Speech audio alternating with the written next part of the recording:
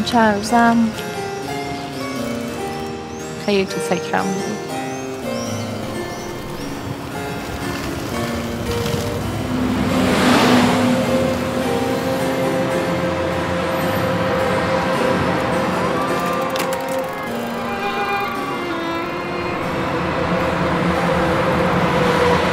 آخر مدتی هر کسی منو میبینه فکر میکنه که من خیلی آدم غمگینی هستم، خیلی لهم، ولی واقعا اصلا این شکلی نیست. حالم خیلی خوبه، این توم خیلی روشنه. امیر بیدار شو.